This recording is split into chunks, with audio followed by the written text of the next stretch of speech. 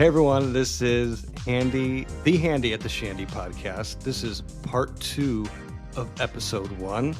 In this episode, we're going to be talking about just a general gambling discussion because I do think that trip reports and planning and all that is really fun. Reviews, busting early, crapping yourself, great stuff to talk about. But we all have kind of noob friends, people that are new to Las Vegas. I go to conferences occasionally. I'll get questions about gambling. So having a general gambling discussion is good. And this convo, I wanted to talk about how to get free rooms. This can go in a million different ways. I do think what helps us is that I think the three of us tend to gamble at kind of the same level, have a very similar bankroll.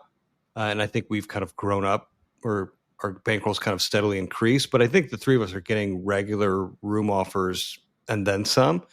And so just kind of talking about, if you're starting out, kind of some of the best and easiest ways to get free rooms, even if you're on kind of a modest budget. I think if you're the lowest of the low roller, you're not going to get great room offers, but you definitely can get some teaser offers. James, do you have any kind of quick tips for newbies? Probably mentioning ADT at some point. Yeah, I think a quick tip is probably joining the Caesars rewards, right? Like that's going to give you the most options for lower tier properties in Vegas and elsewhere, really. Mm-hmm. So I think that's good. And trying to focus your play, at that property for a single day, maybe. And Mm-hmm. if you're going to play over multiple days, maybe try and put a lot of your bankroll on one day and then slow roll it a little bit at other properties. Because my guess is that most people who are going in are have a lower bankroll. If they're really looking to do comps or looking to get some free rooms or good room rates, that's going to be the best way to do it, rather than trying to spread it out over 5-6 days that you're there. You're just not going to get anything. Mm-hmm. I think that's a really good point. I think when you're a newbie starting out, or just new to a property in general, the main bit of ammo you have in your arsenal is that they don't know when you're there. Mm-hmm. They only know you're there when you tell them that you're on the property. And so unlike when James books a 5-night stay at Planet Hollywood and then, kind of goes elsewhere, they know he's in town those 4 nights or 5 nights or what have you. Whereas if you're starting out at a property, they don't know when you're there. And so you want to tell them you're there only on days where you're gambling a lot. And a lot means something different to everyone else. But if you gamble a lot on the days they know you're there, then they think you're someone who gambles a lot. And that's kind of the whole thesis of it. And Adam, let me ask you a question. Like, if I was a noob, I'd be like, okay, so where do I go do I just go to like Priceline and like put in my casino information? Like, how do I get these offers?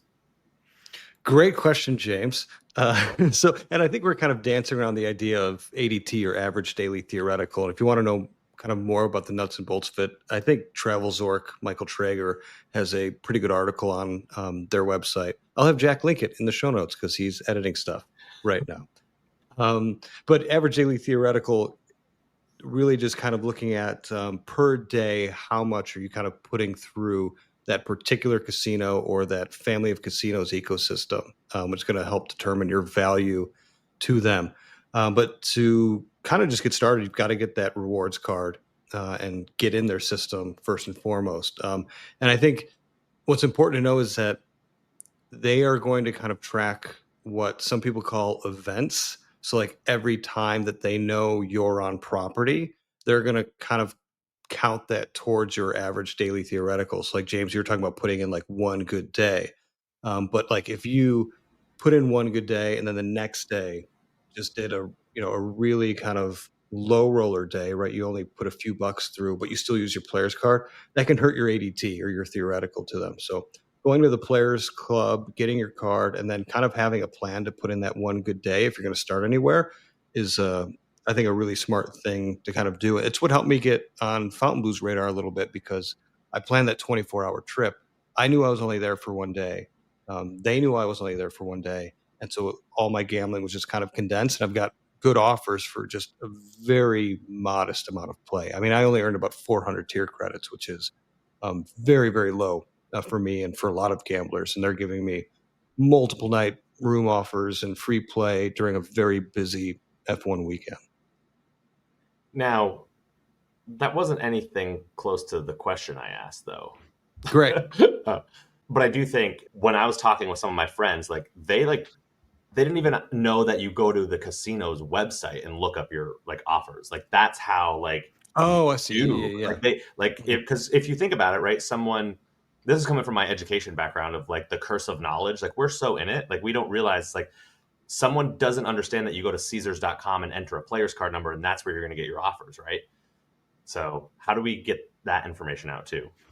Yeah, yeah, or in your email, but making sure that you've got an updated email, you've given them all the information, and then finding a lot of them will have just kind of your offers kind of page once you log in and do that. You can kind of see them. I think James, you ran into an interesting kind of conundrum with Resorts World recently, and you had texted us where sometimes you're going to have room offers, sometimes you're going to have room offers like free night, comp nights plus free play resort credit, and then sometimes you're just going to have free play and resort credit. I remember you texting us being like, I don't actually know what this is right now. What are they offering me? Yeah, no, I got the offer and I'm so used to lately, with let's say MGM or Wynn or Fountain Blue or Caesars, because I'm involved in way too many properties right now where you have to stay at the property to get the free play. And the Resorts World was just like, here's your money. And there was nothing in the fine print about having to stay there. So I'm like, oh, great. Mm-hmm. To be clear, that you would expect that at most properties in Las Vegas, that if you have an offer from them that says you get $100 dining credit, that Mm-hmm. means on an eligible stay where you book a hotel room via that offer code, and then that dining credit is available to you during that stay only. And so the fact that Resorts World doesn't do that, and if you listen to podcasts like The Better Life, you'll hear that El Cortez allows you to come in and redeem your food offers or gambling offers without a hotel stay. There are a few places that do allow you to just pop in and redeem these offers, which is kind of cool. I think it makes them cater to locals better, right? That don't need Mm-hmm. hotel rooms. So I think if a property caters to Las Vegas locals, the chance that it is more like what El Cortez and Resorts World are doing is higher. And that's another segment of it's not that bad. It's not all bad. It's not all bad. But yeah, I think one of the big things, and I've been getting into this more, is just making sure that you're tracking events. And it's going to differ between, well, based on who you ask, right? So if you ask someone like what counts as like an event on property where they know you there, sometimes it's Yeah. like even if you just put your card to park, right? Yeah, I was going to say, but my number one tip is to be super paranoid about that kind of Mm-hmm. stuff because, like you were saying, you can ask casino employees that work in the players club or work in the gaming pit or work as a slot attendant, and they will tell you different things, and it's not obvious that they know how the system works. And even the people that are deep in the system, they go to MGM properties all the time, they don't know exactly how the MGM Mm-hmm. system works because it's such a black box. I would say that unless you've personally experimented and have hard data to back up what does or doesn't count as an event, as Adam is saying, just don't use your card for anything if it's not a day that you're proud to tell the casino that you're there. Yeah, yeah. It's all about just what picture are you painting of yourself as a gambler for them, and that's going to partially dictate offers. But offers are going to ebb and flow too, right? So like you could have a period or a couple trips or a couple days where your gambling's not up to what it normally is, but your offers might still remain good or even get better based on what's going on and kind of the macro stuff, right? So like I think we've all seen that like for some places offers are getting better based on maybe what's going on internally, what's going on just in the general economy, and what they're anticipating. So that can happen too.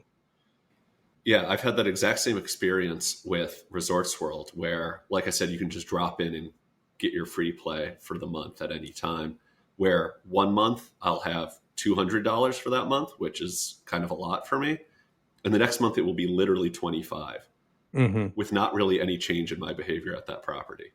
This is something I almost mentioned kind of during the trip report that's kind of related to what we're talking about here, is that it's kind of easy to get caught in like a comps death spiral. And that Mm-hmm. sounds a lot scarier than what I'm about to talk about, which is that I don't get very good hotel room offers from Resorts World, despite it being one of my favorite places to play. And that's because at some point I initially didn't get very good offers from them. I said, oh, well, if I don't get good hotel room offers from them, I just won't stay here. I'll just pop in and Mm-hmm. play for a couple hours, redeem whatever free play they give me, and bounce out. And then they look at it and they're like, this asshole is popping in, redeeming his free play. And then after a couple of hours, he bounces out. We're going to have to like give him less, right? And then I'm like, I look at it and I'm like, wow, my hotel room offers used to be bad and now they're non-existent.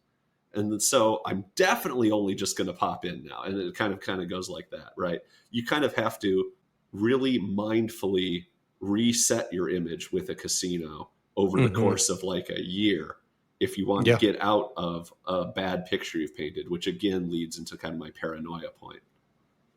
Yeah, and that definitely does happen. Like there's been times, I think there was like 2 years where I did not gamble at a Caesar's property, and then I did, and I'm talking very minimal play, and then they sent me offers that I've never gotten as good of offers at pretty much any other a casino rewards program as I did with Caesars just after one, what I would consider a very minor short session. So yeah, resetting definitely does help. They're almost like, oh, you exist? Oh, thanks for here. Let's see if we can get you kind of back in again.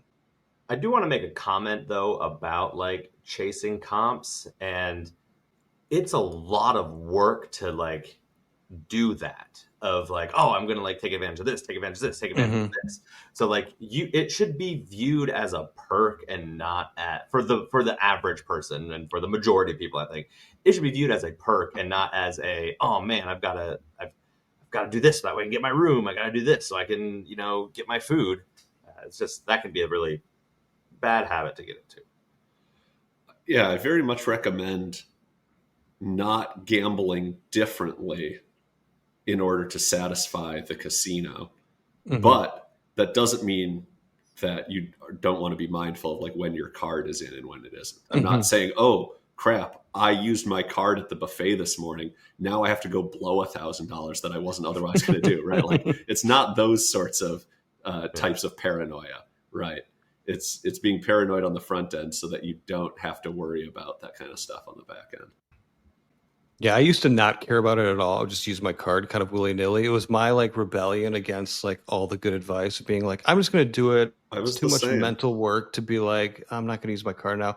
But now I'm kind of all about it and making sure that I'm painting that picture, because you can get, especially as things are turning out, you can get some really dynamite offers, like I said, even with very little play. And I think for me, yeah, I don't chase comps.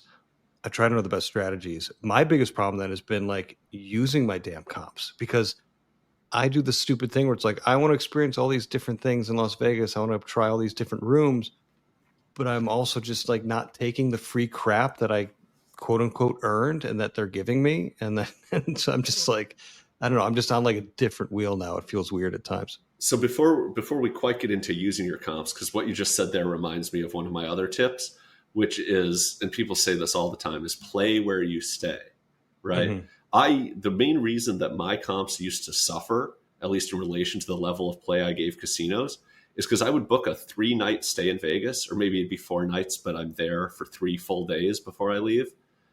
And I would do 1 day North Strip, 1 day downtown, and then 1 day like mid strip where I'm staying, and just kind of like try to do as much Vegas as I can in one trip. But all that meant is that I was giving the casino 1 day of play, and then 2 days I was off gallivanting around while they kind of just like sat there with their arms crossed waiting for me to come home. And I think one thing that's really greatly increased my offers is just kind of sticking your play to the casino system that you're already staying at if you've booked a casino offer. Yeah, and if you want return offers, or sometimes people just don't care, and that's fine. If you're like, I'm not gonna stay here again for a long time, at least I don't think so, or I don't want to. And so like for me, like I might have a Caesar trip coming up. I'll probably just burn the comp and be fine with that, because I don't have any plans staying again. Yeah, James, you kind of mentioned this in hour 1, but kind of talk about what it is about places like Wynn or Fontainebleau that makes you so eager to kind of just take what they're giving you and not worry about what you're giving them. Well, for the past couple of years, I've actually given Wynn a decent amount of play. So that saw my offer start to come up. But then like 2 times in a row, I was like, well, I'm not going to do Wynn anymore, because I just want to stay more center strip. And like I was hanging out with other people. So Kim and I did like almost a like completely no play. And I'm like, taking $400+ in comps 3 nights at a hotel, and like maybe put through $500 into a video poker machine. And then Mhm. they come back the next month, and my offer was only like $50 less than what it was.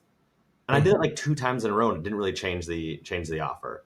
I'm finally starting to get down. The next one they just gave me was, it was still free rooms though, and those rooms are amazing. Mhm. They value that room product pretty Yeah. highly, in the sense that Mhm. like it's not as easy to get things like free play and resort Right. credit at Wynn, because they know that their rooms are worth so much. So if they're giving you a free room, they know what that's worth. And I found Venetian to be actually pretty similar. I think they valued their room product Mhm. pretty highly Yeah. there. Well, Yeah. like for me personally, like we're starting to go to Vegas more often. Like when I was only going once a year or twice a year, then I'd be like, I want to stay at Wynn, right? Or I want to stay at Aria. I want to Mhm. stay at these nicer places. Mhm. If we're going, gosh, 5, 6 times, like I just want to try something different almost every time. So I guess I didn't really answer why I burnt. Like I take the money because I don't think I'm going to stay there again for the next foreseeable future. So I'm going to take what I quote unquote deserve. Well, I mean, that's my thing. Like I look around, like I'm trying to decide on an upcoming trip. I have one day that to end the trip, or one night where like my wife leaves. I've kind of got the day and night to myself. I'm going to book a different room because I'm staying at Cosmo somewhere else. And I saw Skylofts pop up, and it's like $709 a night. It's Skylofts. The rooms are massive. They're really unique. They're so So old though. They have like Skylofts, DVD players. that's at MGM the Grand. MGM Grand, yeah. Yes, not the Sky Suites at Aria. Mhm. Right. But Which is Skylofts actually a similar is price. Skylofts at MGM Grand is, I think, one of the nicer room products in the MGM portfolio, right? Like it comes with like Oh, a without a shadow of a doubt. butler, a special. Hmm. I mean, so you said for it being $700 a night, the things that you get like transportation, butler service, that kind of stuff, Yeah, that all being included is actually a pretty remarkable price. Was that it is. was that a Yeah. casino offer that you saw that on? No, so I have a credit card that has, I think it's called like Renowned Hotels or something like that. So it's a booking platform. I get a $200 credit on that booking platform because of my credit card. Comes with a $100 food and beverage credit. Comes with an upgrade, but you're not going to get an upgrade from the sky. They're not going to put me in the mansion for $700. So, and so you and like a free Phenomenal upgrade. breakfast or whatever, right? So it's like, but I also have comps like at a lot of decent places too. It's like, why am I going to spend what is essentially going to be $500 on, yes, a really remarkable room, an old but remarkable room, but also on services that like I don't need a butler. Like I'm by myself. There's nothing I'm going to be doing. Like, yeah, come bring me my Cheetos, please, and my chocolate milk because I end my day. Like that's not a maybe that would be fun to talk about, but like it's just kind of like it'd be a goofy thing. Like, why am I spending the money when I have room offers at like Resorts World where I actually do like, or like Bellagio I could get a room at too, or even Aria. So yeah, I think I have to do a better job of actually using my offers going forward. I'd do it. I mean, I'm gonna push back and say I think you should do it. Like there was a time when Kim and I were comped at a corner suite at Aria, and it's like, oh, Hmm. this is great. And then we got there, and they're like, oh, well, you know, I think we said we just got engaged, which was like not true, but It's your anniversary, yeah. and they were like, well, we do have a penthouse suite available, but it's like $225 a night, and now up for an upgrade. And I was like, Oh well, hell when, yeah. when are we going to get a chance to stay in this? And we were younger. This is Hmm. like probably 10, 15 years ago, during the recession when you could get anything in Vegas. Hmm. And we got in there and we did it, but it was stupid. There was whatever 2 bedrooms, 3 bathrooms, Hmm. a full kitchen, like 2 dining rooms. It was ridiculous, but we did it because it was fun, and now I can talk about it. So I think you should do it. I feel like that would be something that would be good to do if you had your wife there or had some That's friends the there thing, to yeah. enjoy it, Hmm. right? Hmm. So Yeah, I mean, because it's got just all these amazing amenities, multiple bathrooms, like massive table. Of course, the DVD player. I could pop in, an old season of The Office or something, and just have a time. But definitely going forward. But Resorts World might be on the docket again. It's been a long time since I stayed there, but again, like it's just using them, logging in, using them, and what we're talking about are marketing offers. So there's a difference between just getting a general marketing offer and having a host. If you have a host, you probably know all this stuff. But if you're gambling at a pretty high level for a significant amount of time in the casino, typically a host will approach you. And that's kind of a different relationship. You'll get offers directly from your host, and you can also get marketing offers too. And there's also a third thing where you also have your comp dollars. Like almost every rewards program has some small amount of just money that it's not the same as the resort credit that you get when you book an offer through them, but it's just a comp balance that slowly accrues generally as you play machines, but it can accrue at tables at some casinos as well. And that I think you also want to be aggressive about zeroing out, right?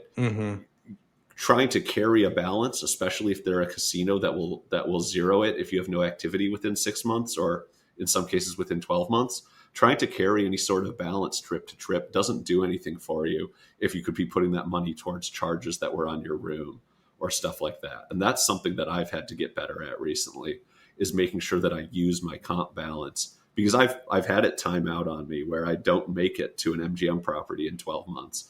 This was perhaps old me, not the me that goes to Vegas as often as I do now.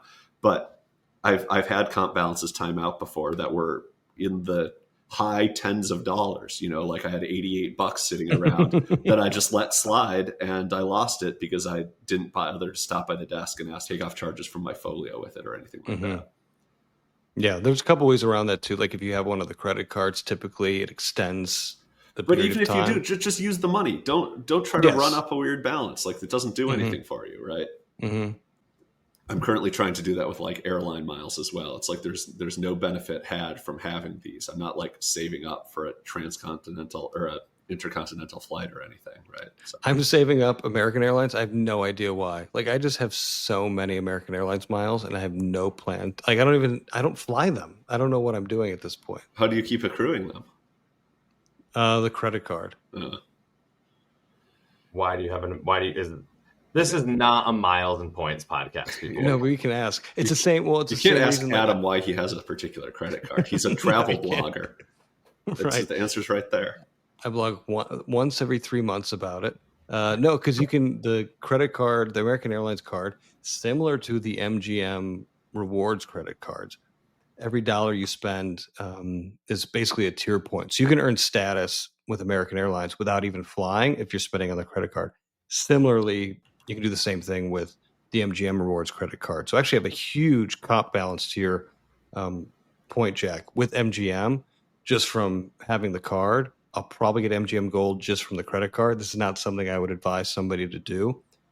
But you do get some perks sometimes with the loyalty program specific credit cards as well. Something to look into, especially if you go a little bit more often. And that's talking comps. Yeah.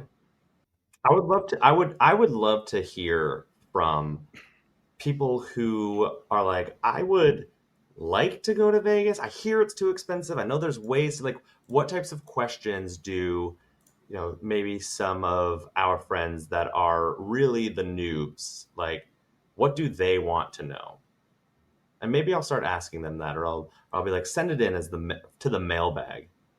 Yeah, we can do a new segment because we're in dire need of those. One thing, this kind of goes along with just kind of beginner friendly talk about Vegas. One thing I got made fun of for to some extent when talking to my friends about Vegas on this most recent trip was using some jargon that I didn't even consider to be jargon anymore because I'm in too deep. And that jargon is the word property. Like, what's your favorite property in Vegas? Like, my buddy's like, wait a minute. Why are you saying that? Why aren't you saying casino? And I'm like, because I don't mean the casino. I mean, like, like the hotel or the resort. He's like, well, why aren't you saying hotel or resort? And I'm like, well, that means something. Well, resort is fine, but like property just means the whole property, right? Mm-hmm. And so another thing that I've realized I've fallen into, I guess we'll get into that in a sec. Let's talk about the word property. Like when someone says, what's your favorite property in Vegas? Do you understand that they're using like a weird kind of industry chatter specific term? Or does that just roll right off you? I don't think that's industry chatter. I think it is. I think most people would say, what's your favorite casino in Vegas? No, new segment. Is this... I don't even know what the new segment is called. Is this industry chatter? Okay, thank you. He saved it. Is this industry chatter? No, it's I not want industry all of chatter. our bumpers to be made just by Jack's voices.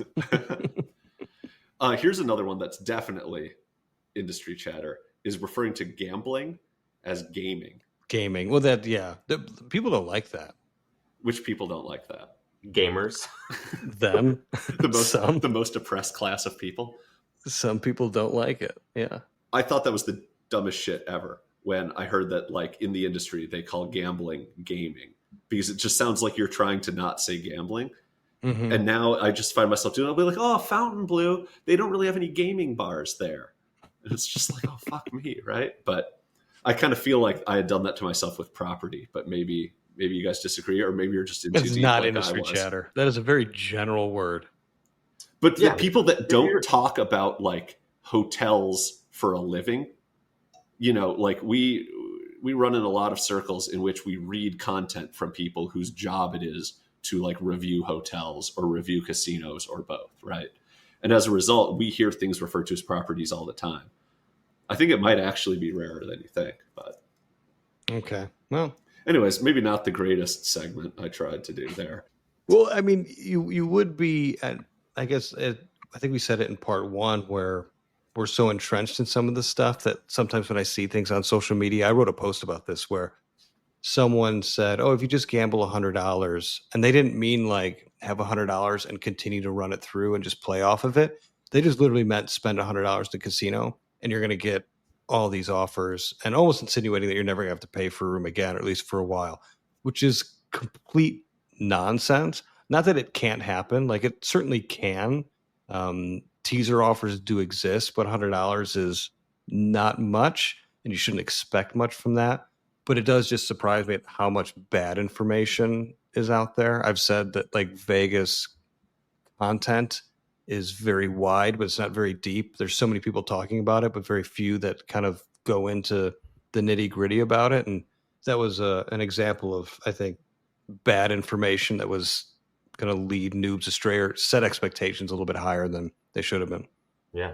So comps talk, comps lessons, get a card, use your card, use it judiciously, use it purposefully. Don't chase comps, but use your comps. Well said, Adam. Okay, done. Did it.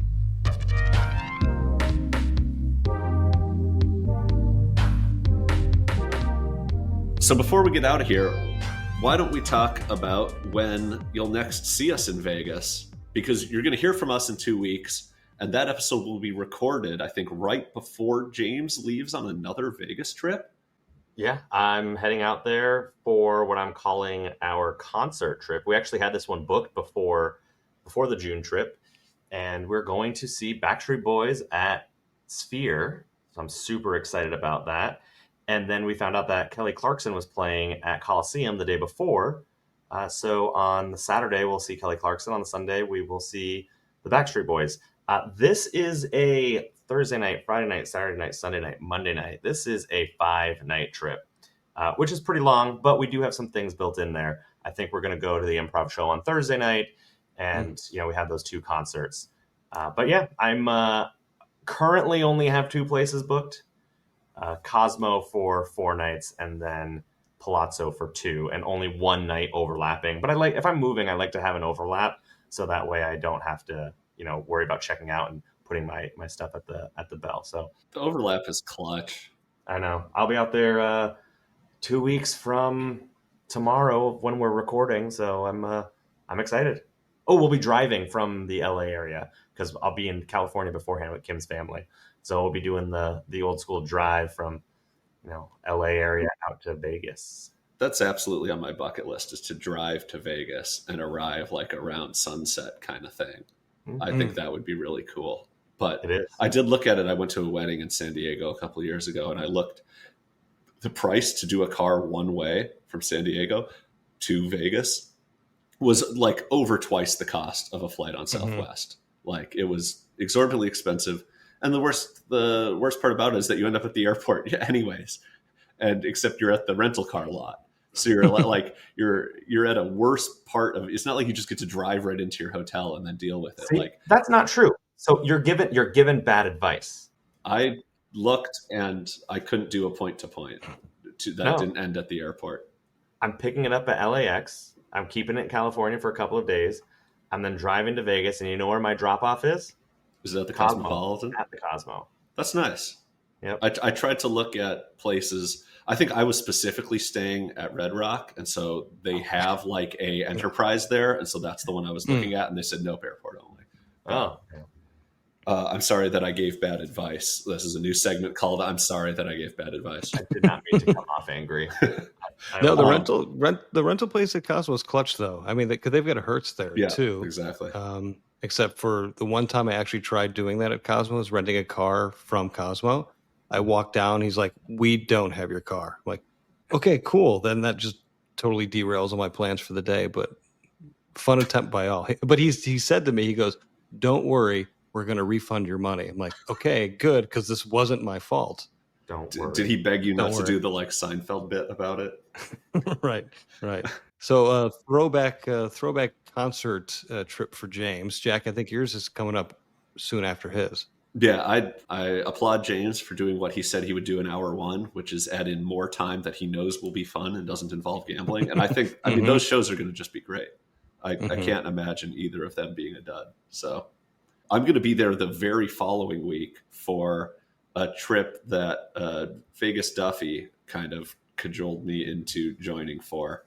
And this is also a trip where Tim Lawson from The Better Life is out there, which gave me something else to do after Duffy like unceremoniously leaves Saturday at noon.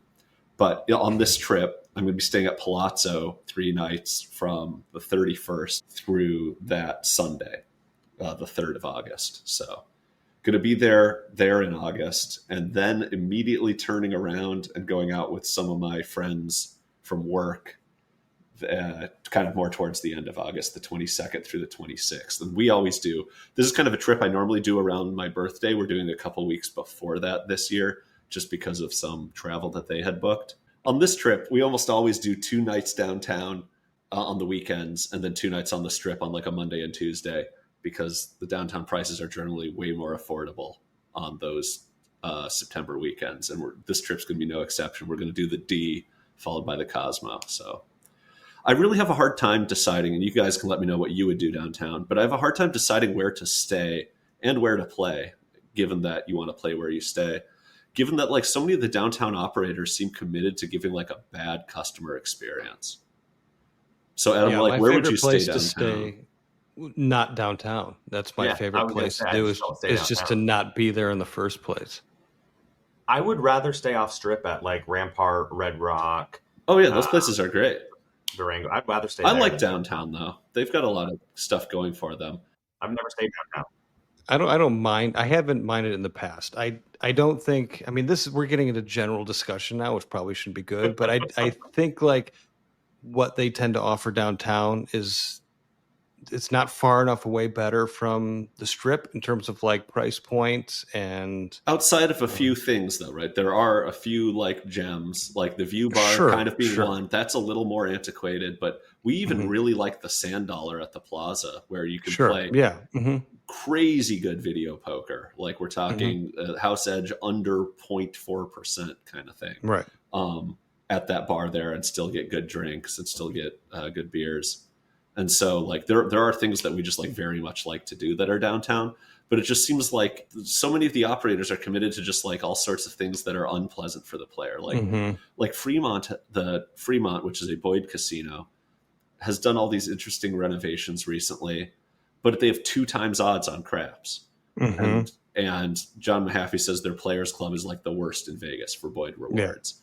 Same like the Cal. Yeah. Right. And so it's just like, well, okay. Like, why would I want to stay at a place when me and my buddies play video poker and craps first and foremost, where the craps is the worst downtown, right? And so you kind of go through the same sort of questioning yourself along these lines, finding something that's objectionable and going this until you end up at either like the Plaza or a Derek Stevens property, because those are like the only 2 guys downtown that I think actually want the customer to have a good time.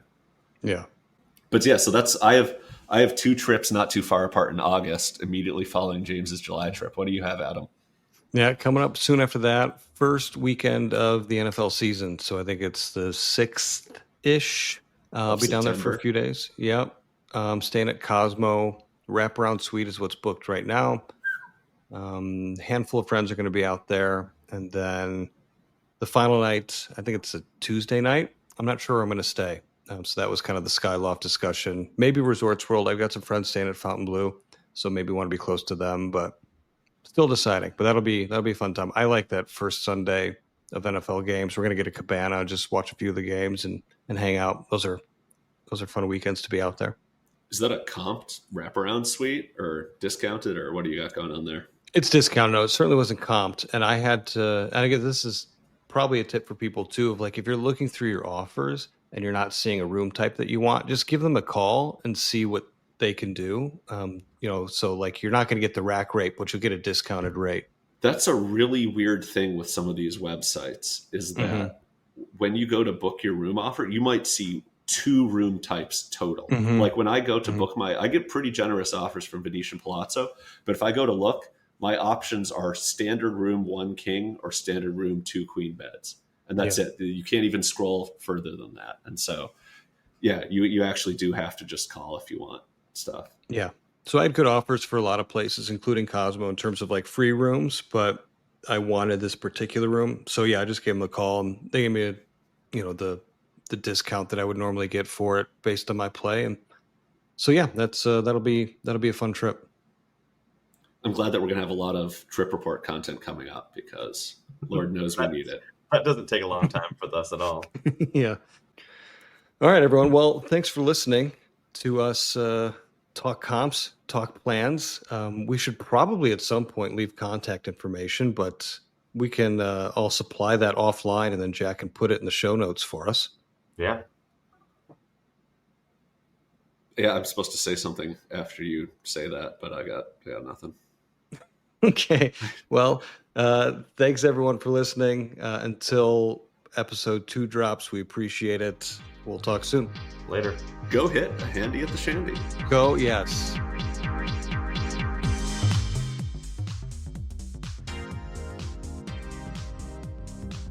How about this? The first person to send us a picture of them getting a handy at the shandy, when we get a t-shirt made, we'll send you one out for free. Boom. Bucket.